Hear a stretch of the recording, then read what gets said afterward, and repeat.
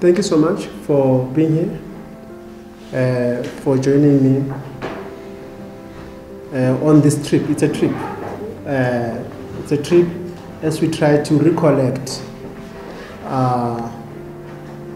in terms of literary forms and what I call improvisational fictionality of retrieving the spirits and the bones of Dolly Rathebe.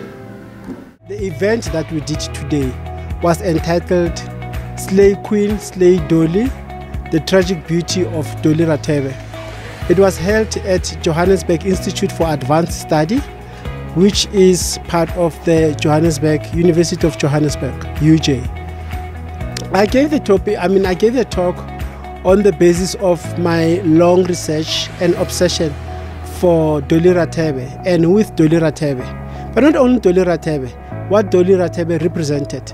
Dolly Rathebe represented the glory, the tragedy, the strife, the beauty of black women in popular culture, starting with Dorothy Masuka, Miriam Makeba, and the rest, up to Brenda Fassie, Thandiswa Mazwai, Simphiwe Dana, Msaki, Mthwakazi, including and extending to people like Lauryn Hill in the US. In this creative non-fiction narrative, inspired by Alice Walker's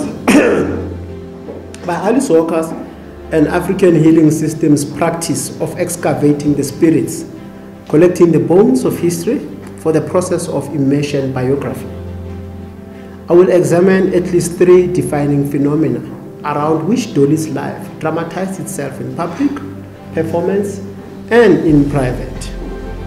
These are, I had initially said 3, but it might be 4 phenomena.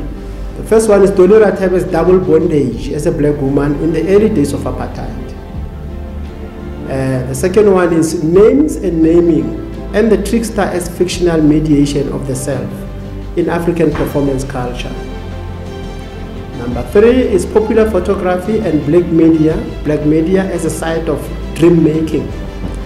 And the 4th phenomenon is performed beauty and the politics of self-affirmation on the Afro-Atlantic, Indian and Pacific Oceania. Why am I interested in Dolly particularly? I was interested in how her kind of beauty, which is unadorned African beauty, has not been studied. The kind of beauty that I would call township beauty. I call it township beauty because it's unique. When she came out, she had her natural hair, she had her full figure, she had herself, and she was not selling anything else other than her organic beauty. So I was quite interested in that because the kind of beauty that she encapsulates. In fact, when I go to the townships or to the villages and I look at my sisters remind me of Dolly Rathebe, with or without their weaves, with or without their dreams. And so I thought it's something that we need to talk about. It's important, like all the women who really made it in the world in a big way have had to name themselves. And in African culture, I'm Xhosa, in African culture, names, especially for women, are not permanent. My mother was born Nobahle Mhlauli, but she died as Nokaya Myeko. Because when you get married as a Xhosa woman, you got given a new first name completely, so your identity changes for this phase of your life.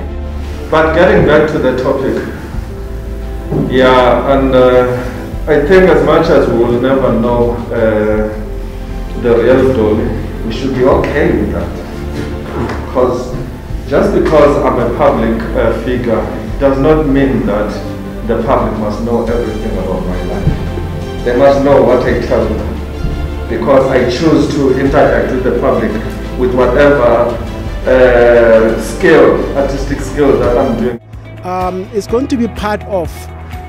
So there's a book. There's a larger, longer project at hand.